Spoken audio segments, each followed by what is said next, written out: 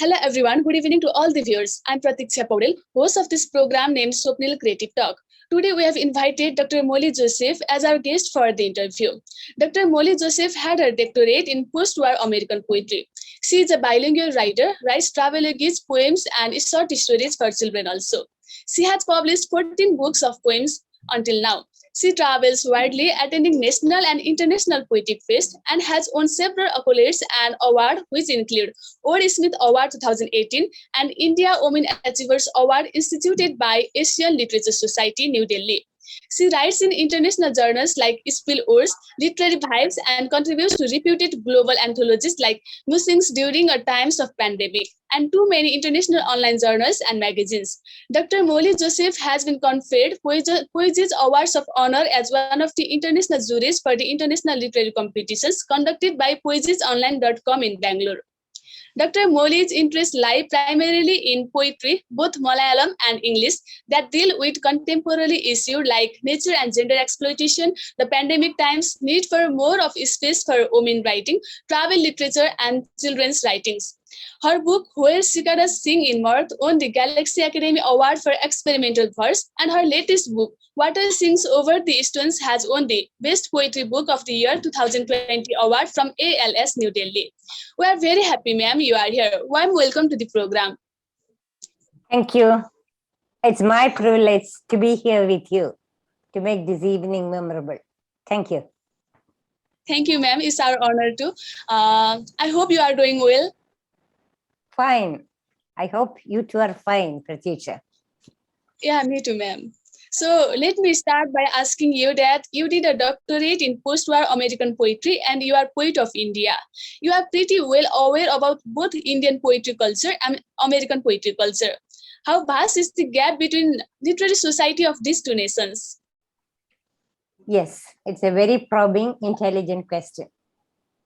I know that Indian literature is rich, starting with the Vedas and the Mahabharatas, everything, taken up by great poets like Rabindranath Tagore, my bard. I call him my bard only. Sarojini Naidu, all those great people. And even now, the thread of it taken up by any number of very talented people, rich in culture, Indian literature. What to say about literature, art, everything. And of course, America has got its own tradition, the tradition of the bard. And there was Walt Whitman, who was talking about the tribe and then evolving a tongue for the tribe. It is also a vast world, but it is that of a diaspora. So many people coming. America is an amalgamation of so many cultures, putting all together, geographically as well as literary, culturally. Then why I went for American, that can be a question that I had been asked so many times, to spend 7-8 years on my research work and all. From after my MA for MPhil, when I did it, I was very keen on a kind of writing that is in consonant with the day, something that rubs against the times you live in. And when I looked at Indian literature of that time, poetry especially, that was my pet area, I thought so much of resonances were happening in the world around. And that was a time, whether it is in painting, art, sculpture, literature, America was absorbing everything new. You want something new, you look at America. Painters from Paris flocking to America, New York Art Gallery, Cubism flourishing, Expressionism flourishing. Every new innovative way of grabbing the reality, writing on it, drawing on it, sculpting on it, that was happening there. And that was a period of the post-war times I picked up. War brought in so much of devastation. It fragmented lives.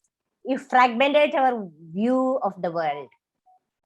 And there was T.S. Eliot dwelling on the fragmentation. And then trying to grasp it, there came stream of consciousness technique in fiction with James Joyce Ulysses. And then Eliot was speaking against the grain, saying, why always poetry or literature is an expression of personality? Let it be an escape from personality. He made it objective correlative, like you present a situation through picking up an event, few characters, put it straight away, throw it at the reader and let the reader gather meaning. Same was happening in painting. You look at a cubist picture, from one angle it is one shape, another angle it is another shape. Coming back to my core point, I wanted something in consonant with the day. I mean, when I say, I put it with emphasis. Something that nuances itself to the period. So, I picked up my poet, was picking up the cue left by Eliot, later taken up by a person like Ezra Pound, who suggested the more you distance yourself from the reality and put it as such and leave to the reader to make meaning. Later there came in theory, reader response. The reader gets into the poem or the painting or whatever, he evolves meaning out of it. Out of the frame of the author, authorial intention, it dissipates, disintegrates into the psyche of the reader becomes the poet. Okay, it is a kind of Zen, like it took me to Eastern philosophies once again, reverting, Zen. For Zen, everything should be fresh and new. You might have heard of the one disciple who might have gone to Zen master to learn Zen. If you are interested in stories, a short story I'll put in. The man had gone to learn Zen from the master. The master was sitting, busy doing things. Just like when you go to see the great father of our nation, our Bapu, our great father of the nation, I hope in Nepal he's famous, our great Gandhiji. Just like him, you go to him, you have to walk the talk. Bapu is not there to sit and talk with you. He does so many other things. Likewise, the Zen master was busy doing so many other things. Master squat in front of him. Ultimately, Zen master asks the disciple, yes, you have come to learn Zen? Yes, master. What is Zen? Master looks at his face and slaps him on the face. Unexpected slap. Flies come out through his eyes. You never expect burning sensation. Master says, son, this is Zen, pure experience. Experience, pure experience. So what Ezra Pound or the poet I worked on were trying to give that kind of, raw, fresh experience through poems. Presenting the poem as a thing on the page. Not subjectively dwelling on what the poet was feeling, like Wordsworth seeing daffodils dancing and the resonance it made. Not that kind of subjectivity. Subjectivity now sways over the mind of the reader. So that attracted me. Because I thought the life, the fragmented life, that goes all around. How can I put it together? Let me put it as fragments as such fresh, but they encapsulate meaning and let the reader work on it. Okay, that is it. I think I have answered. Thank you, dear. You have written lots of literary-based children's book as well. In today's generation of smartphones, YouTube, social networking, do you think children likes to read these kinds of literary books? Definitely. I believe, people of your generation, I was teaching in an engineering college after teaching for 31 years in an arts and science college. From that, I shifted to technical college, teaching the communication. And they were professionally inclined, like electronic communication, civil engineering, mechanical, whatever. Whatever be the base, I could bring up a kind of a society, a literary English society there. I called it Rolling Stone. We conducted TED Talks, TEDx Talks, whatever. There was debate, discussion. And one year it was like creative cradle. I mean, I knew any number of students who are creative enough, literary enough. Because after all, what are all these, my dear? Literature, science, they are not at doggerheads. They are trying to make life beautiful, easy, while technology tries to make life easier, more comfortable for man. Literature tries hard to make you enjoy life, know more about life, interact well with life, live a life intensely, right? Live a life with a kind of, as I said, a Zen-like interest. Every day, every moment is new. We talked a lot about YOLO, me and my young students. You live only once. And that is what you have to do. Grab the moment. Make meaning out of the moment. So, literary work will stand the test of time. More than anything, I would say, maybe one new scientific invention is succeeded by the best next. But in the case of literary contribution that lasts, look at Shakespeare. Shakespeare is alive even now. Every moment when you don't know what to do, maybe to be or not to be. I was in that quandary just now because I came across some technical hitch.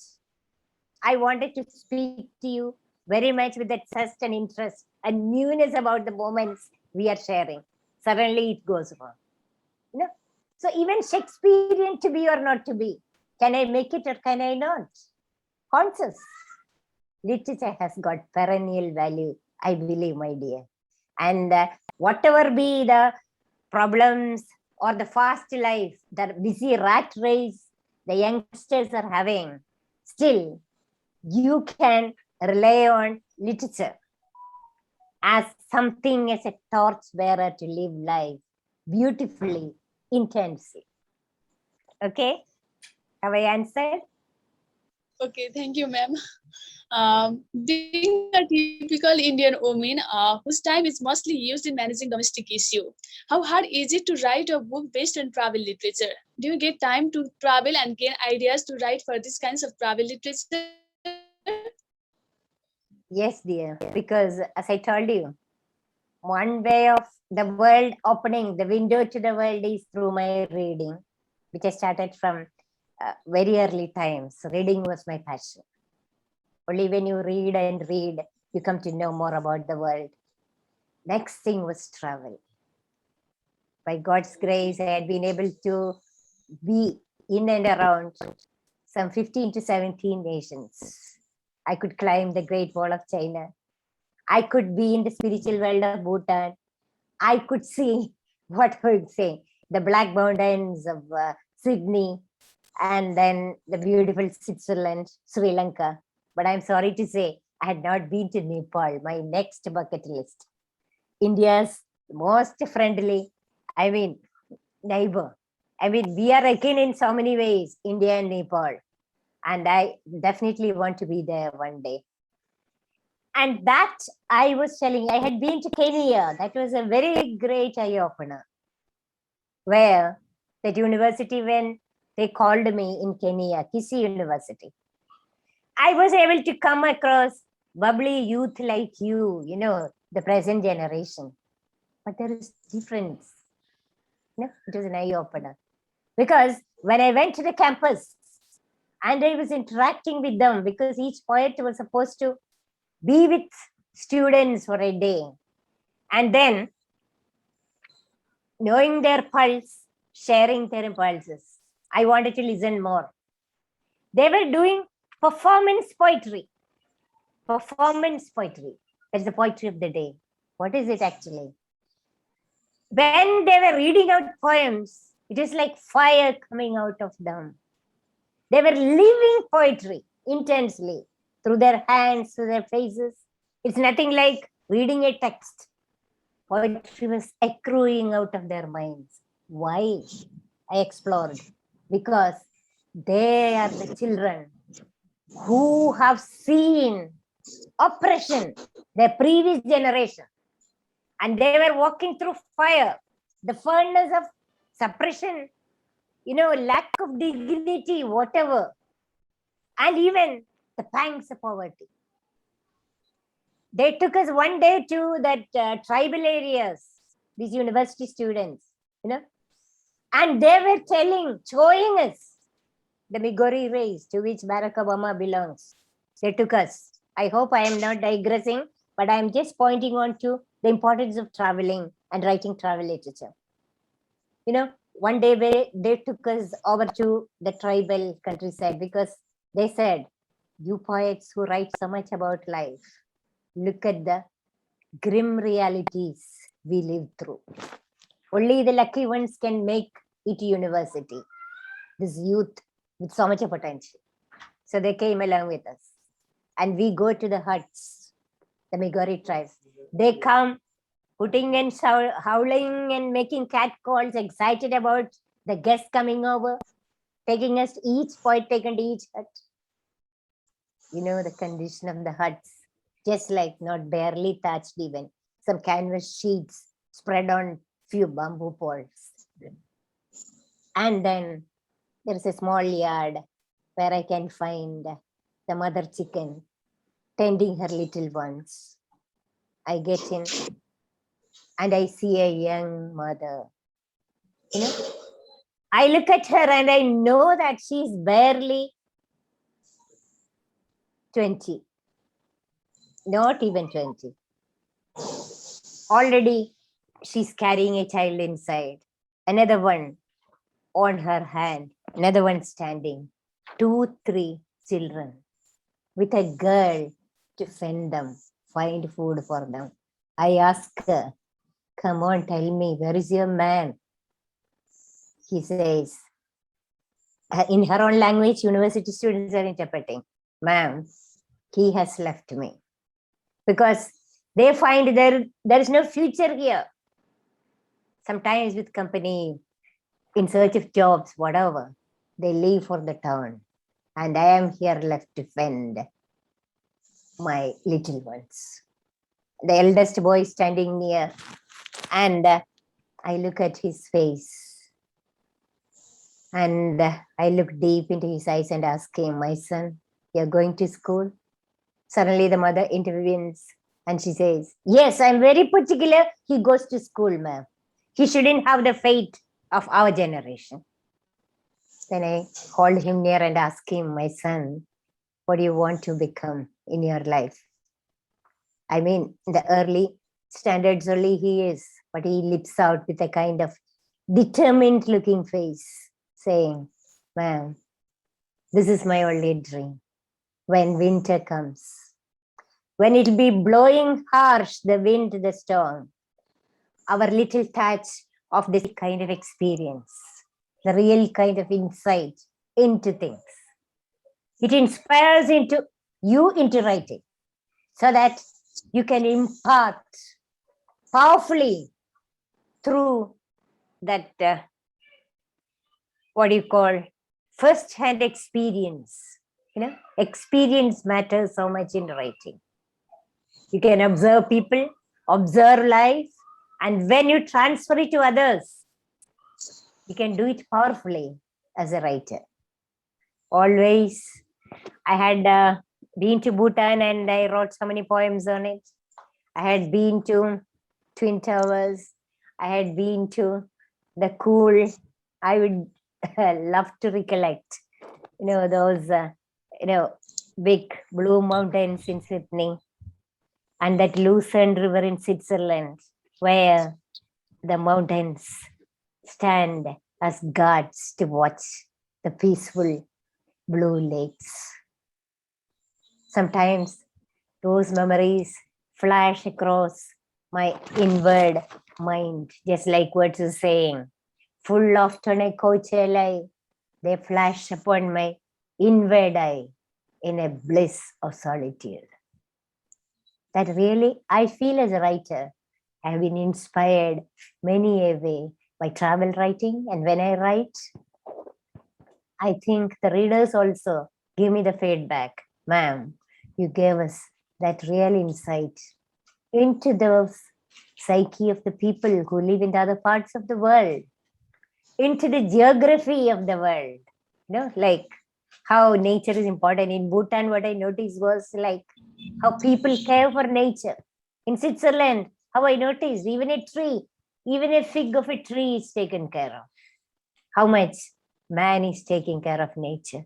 Whereas on some other parts of the world, you feel you run roughshod over nature, devastating it. The net result is we are coming across dire situations like lack of oxygen, lack of good water, so many problems. So travel is an area of immense, intense insight, I would say. Okay, ma'am. You have attended lots of international poetry programs until now. What do you think about these kinds of poetry program? Can it help in studying old of literature of that typical poet of any other nations? Sure, because I know these are days it is like the world is growing into a global village. Have you noticed? These COVID times, how sitting online, I am conversing with you, and how people from all parts of the world are joining more than anything. Why? Just like our Nobel Prize winner Louis Gluck said, it becomes the personal, becomes the political. There is nothing like you are talking about yourself. No, these days we want to know what happens with other people, how one culture gives rise to another subculture, and how geographically we are merging into one. This literary fest I attended in so many places. In India, it was conducted, SARC Literature Fest. I was there. Oh, my dear, I can tell you about some of those insights. How any number of Afghanis poets came for South Asian, that's great SARC meet. A good number they came. Not only men, but also women poets. And when they read poetry, they were taking us through, we're like troubadours, like nomads, experiencing new things that are happening in the different parts of the world, especially womanhood that is being crushed to nothing. That is why space for women writing, that is one of my pet area. And how geographically they have been, cornered like anything, especially opposite gender. What about female, but about male even, what is happening there now, you understand. I'm not going into any politics or whatever, but I'm telling you. One morning, while one Afghan poetess, that lady was rendering, and she was wearing their headdress and all that. She spoke about how her mind, like a kite, wanted to fly free, but everywhere there were what you call restraints. But the spirit is strong in us, she was emphatically saying. But then, by the noontime, there was another session, but they were not appearing, that group, two, three people in the group. We asked, what happened? There, we come across the news that while she was talking about all this, about all the kind of, the kind of explosions that can take away lives at any time, there was a bomb blast there. And part of their family, her brother, her family, they were erased. She was taking the quick flight back. And the other Afghan writers are telling me, this is what happens there, ma'am. We still live on with it. This is the reality we live in, the cutting edge of reality.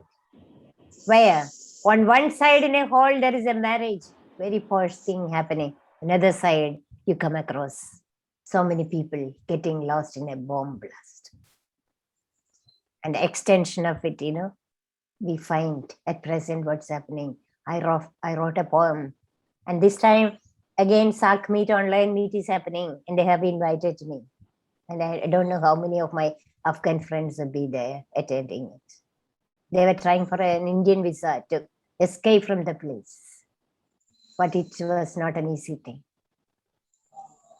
So this is the reality we live in, and these fests do tell us all this. And as writers, I believe, so many works I have written, 14 books of poems. The latest one was Beyond Mist Mountains. Yes, mist mountains around us, but there is that hope that lingers beyond. In we transgress the mist mountains, we come across a radiant world where there is justice, where there is peace. And we can build the world if we have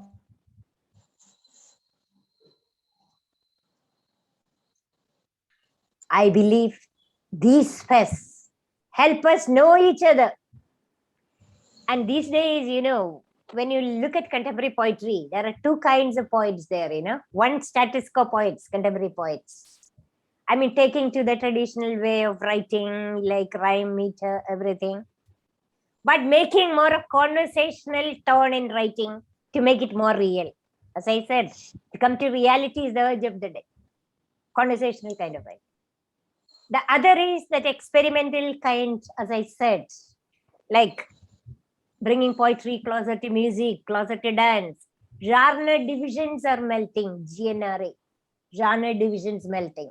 Poetry is hand in hand with dance. Poetry is hand in hand with performance. Sound matters so much. Music matters so much. And there is that increasing tendency to get your words translated in different languages because you want to amalgamate all cultures. Actually, these fests, contemporary fests, and the many fests I attended, they were even multilingual, translated into English, but it was in different language, native to their tongue, to the tribe. So that kind of amalgamation, knowing each other, people growing into each other. Just like, Arundhati Roy, my favorite writer in India, she says, after all, what are we doing? We are telling a shattered story. How can you tell a shattered story? By slowly becoming everybody. Becoming, I put in quotes, by slowly becoming everybody, becoming everything. That is the crux of these meets, these fests, trying to understand each other, reach out to each other, and share our hopes, glimmering hopes, the silver lines in the dark clouds. I hope I have answered you. Have I? Yes? Yeah, ma'am. Yes. Okay. Okay, now we are at the end of this program. Yeah. I would like to request Dr. Molly Joseph to end this program by reciting any of her poem. Yeah. What kind of a poem you would love to listen? It's like a motivational thing which inspired my Kenyan students there. I think because I'm addressing the youth through you, Pratikshya, the promise of future. I love interacting with youngsters. So I'll read the poem which I read in that university, Kisi University, the group of students, and I asked them to respond to me. Okay. Okay. Leaving Thank you, ma'am. aside. Okay. So this is for you, my dear generation. Are you ready? Are you ready for the first step? Just close your eyes. Jump, unafraid of what awaits. What you deemed failure prone, hanging high, leave it to the winds. Let tomorrow decide. This moment is yours, only yours. Are you ready to fly high above the roaring ocean? To seek its subsiding edge, sleeping like a child after a fever so fretful. Are you ready to float like the kite over the soaring mountains, standing guards to the valleys that stretch?